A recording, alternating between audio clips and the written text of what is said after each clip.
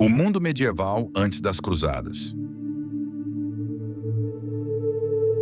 Antes que o clamor das cruzadas ecoasse por toda a Europa, o mundo cristão vivia um tempo de profundas transformações. O continente ainda se recuperava das invasões bárbaras e da queda do Império Romano do Ocidente, enquanto novos reinos nasciam sobre antigas ruínas.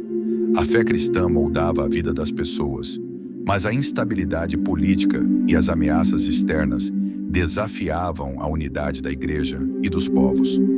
No Oriente, o avanço muçulmano mudava o mapa do mundo conhecido, conquistando vastas regiões antes cristãs e aproximando-se perigosamente da Terra Santa. Jerusalém, centro espiritual da fé, caiu em mãos islâmicas, despertando no coração dos fiéis o desejo de libertá-la. Assim se desenhava o cenário do mundo medieval antes das cruzadas. Um tempo de fé, medo e esperança, no qual a história se preparava para um dos capítulos mais marcantes da civilização cristã. Antes das cruzadas, a Europa atravessava um período de renascimento, após séculos de desordem e fragmentação.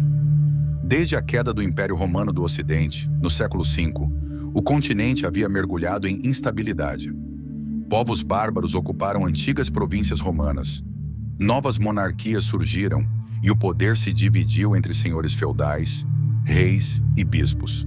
Era um mundo feudal, onde o campo predominava sobre as cidades. Os castelos e mosteiros eram os centros da vida social e espiritual. A Igreja Católica, embora abalada por guerras e invasões, permanecia como a única instituição capaz de unir moral e espiritualmente os povos da Europa. O Papa de Roma era visto como o guia supremo da cristandade, e os mosteiros beneditinos e cistercienses preservavam o saber, copiando manuscritos e mantendo viva a chama da fé e do conhecimento. Porém, a vida era difícil. As guerras entre senhores feudais eram constantes. A fome e as epidemias castigavam as populações. E o ideal de cavaleiro cristão começava a se formar. Nessa sociedade marcada por violência, a fé era o ponto de esperança. A promessa do céu sustentava os homens em meio às dores da terra. Enquanto isso, o poder político começava a se reorganizar. Reinos como a França, a Inglaterra e o Sacro Império Romano-Germânico buscavam estabilidade. Os reis tentavam unificar seus territórios e impor autoridade sobre a nobreza. E em meio a essa reconstrução, a Igreja ganhava força, convocando concílios e reafirmando sua autoridade espiritual sobre o mundo cristão. Ao mesmo tempo, as relações entre o Oriente e o Ocidente se tornavam mais importantes. O comércio com Bizâncio e o mundo árabe trazia não apenas produtos, mas também ideias, conhecimentos e tensões. O Império Bizantino, herdeiro do antigo Império Romano do Oriente, ainda mantinha grande poder, mas estava cercado por inimigos e ameaçado pelo avanço muçulmano na Anatólia. É nesse contexto que começa a se formar uma nova mentalidade cristã. O ideal da cristandade, uma união de todos os povos sob uma mesma fé, guiados pela cruz. As peregrinações à Terra Santa tornavam-se cada vez mais populares. Homens e mulheres de todas as classes partiam em longas jornadas espirituais até Jerusalém, movidos por penitência e devoção. Mas o caminho dos peregrinos tornava-se cada vez mais perigoso, e notícias de profanações e perseguições chegavam à Europa. O coração cristão começou a se agitar, e muitos passaram a ver a guerra não apenas como um ato de defesa, mas como um ato de fé. Assim, a Europa do século XI era um continente em transição, marcada pela pobreza e pela violência, mas também pela esperança e pela fé. Uma fé que logo se transformaria em movimento, quando o Papa Urbano II convocasse todos os cristãos a empunhar a cruz e libertar os lugares santos. A semente das cruzadas estava lançada e nascia do solo fértil de uma Europa que buscava sentido, ordem e salvação. Enquanto a Europa ainda se reorganizava após a queda de Roma, uma nova força surgia no Oriente: o islamismo. No século VII, Maomé, um comerciante da cidade de Meca, começou a pregar uma nova fé, proclamando-se profeta de um único Deus, Alá. Sua mensagem uniu tribos árabes divididas e, após sua morte, em 632, seus seguidores iniciaram uma rápida e impressionante expansão militar e religiosa. Em poucas décadas, os exércitos muçulmanos conquistaram vastas regiões do Oriente Médio, do norte da África e até da Europa. O Império Bizantino perdeu a Síria, a Palestina e o Egito, terras que por séculos haviam sido cristãs. Em 637, Jerusalém caiu em mãos islâmicas e com ela o Santo Sepulcro, lugar onde Cristo fora crucificado e ressuscitara. Os califas, líderes espirituais e políticos do Islã, avançaram com força e organização. Suas conquistas eram rápidas, unindo o poder religioso à disciplina militar. As cidades caíam uma após outra, e o mundo cristão via-se ameaçado em sua própria existência. No norte da África, os muçulmanos destruíram os antigos centros cristãos e avançaram pelo Mar Mediterrâneo até a Península Ibérica, onde no ano de 711 derrotaram os visigodos e dominaram quase toda a Espanha. Em menos de 100 anos após a morte de Maomé, o Islã já se estendia da Índia até o Atlântico. O Império Bizantino resistia, mas de modo frágil. As fronteiras eram constantemente atacadas e as cidades cristãs do Oriente viviam sob tributos e restrições impostas pelos novos governantes muçulmanos. Embora houvesse períodos de convivência, as tensões religiosas eram constantes. E os cristãos, judeus e outros grupos eram considerados cidadãos de segunda classe. Mas o que mais alarmava a cristandade era o avanço sobre lugares sagrados. Jerusalém, Belém, Nazaré, todos estavam sob domínio islâmico. Por um tempo, as peregrinações cristãs foram permitidas, mas com o passar dos séculos, tornaram-se perigosas e caras. Relatos de maus tratos e impedimentos chegaram à Europa, despertando indignação e dor no coração dos fiéis. Além disso, os muçulmanos não eram apenas guerreiros, eram também homens de ciência e cultura. Em cidades como Bagdá, Córdoba e Cairo, floresciam universidades, bibliotecas e observatórios. Traduziram obras gregas, desenvolveram a medicina, a matemática e a filosofia. O contato com esse mundo muçulmano seria, mais tarde, uma das fontes do renascimento intelectual da Europa. Porém, no século XI, essa força espiritual e militar representava uma ameaça existencial ao cristianismo. O Império Bizantino estava cada vez mais enfraquecido, e no Oriente, os turcos seljúcidas, muçulmanos guerreiros vindos da Ásia Central, assumiam o controle. Em 1071, derrotaram os bizantinos na Batalha de Manzikert, conquistando grande parte da Anatólia e aproximando-se de Constantinopla. Diante desse avanço, o imperador bizantino Alexios I Comneno pediu ajuda ao Ocidente.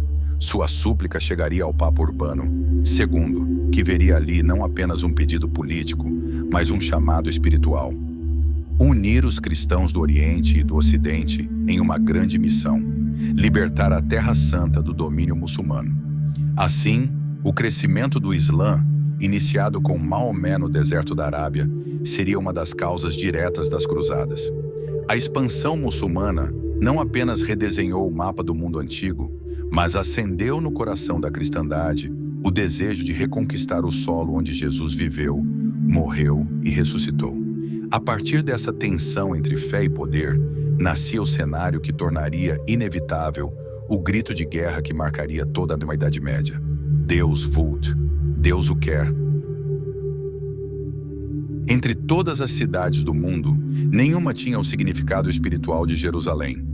Era o coração da fé cristã, o lugar onde Jesus havia sido crucificado, sepultado e ressuscitado. Para os cristãos medievais, Jerusalém não era apenas um ponto no mapa, era a imagem do próprio céu, a cidade santa onde Deus se encontrara com os homens. Mas no século VII, o rumo da história mudou. Em 638, apenas 6 anos após a morte de Maomé, o califa Omar conquistou Jerusalém. O domínio muçulmano se estabeleceu sobre a cidade, que passou a integrar o vasto império islâmico nascente. Embora os primeiros califas tenham permitido certa liberdade de culto aos cristãos, A posse da Terra Santa pelos muçulmanos foi vista no Ocidente como uma ferida aberta no coração da cristandade. Durante algum tempo, as peregrinações continuaram.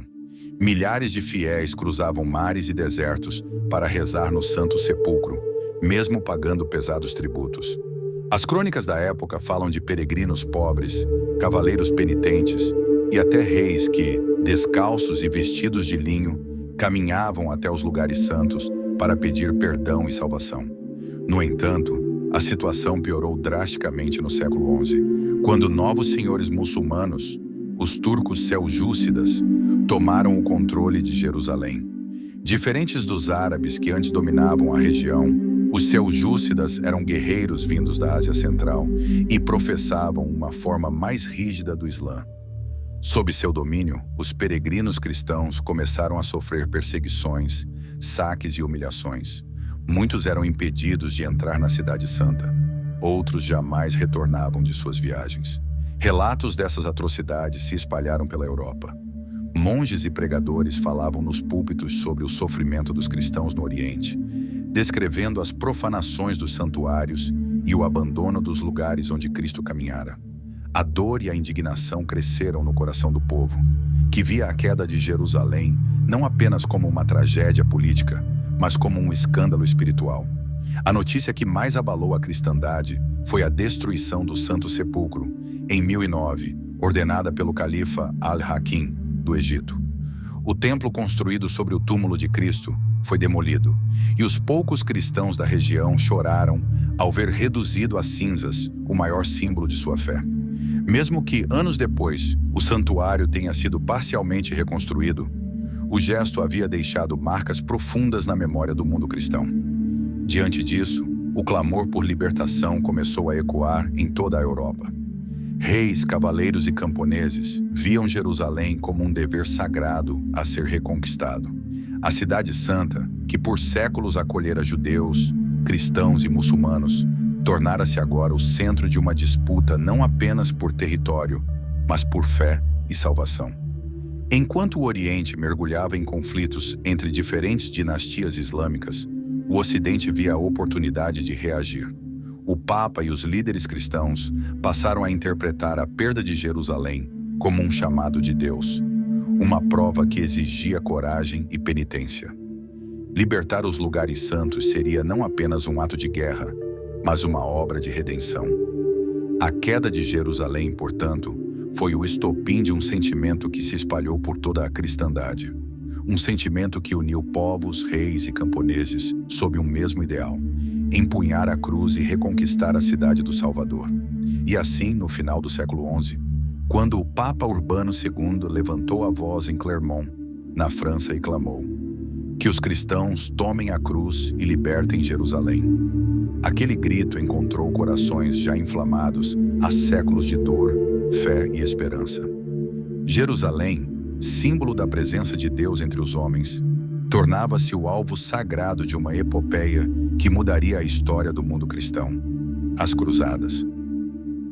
O mundo cristão estava em chamas.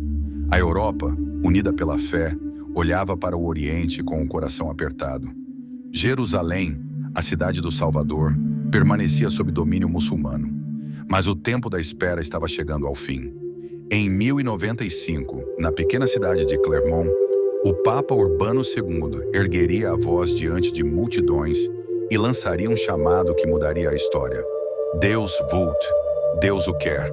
Aquelas palavras ecoaram pelos castelos, vilas e mosteiros da Europa, acendendo no coração de milhares de homens e mulheres o desejo de lutar pela cruz. Cavaleiros, camponeses, monges e nobres, todos se preparavam para uma jornada que ultrapassaria fronteiras e séculos. O mundo cristão marchava para o Oriente.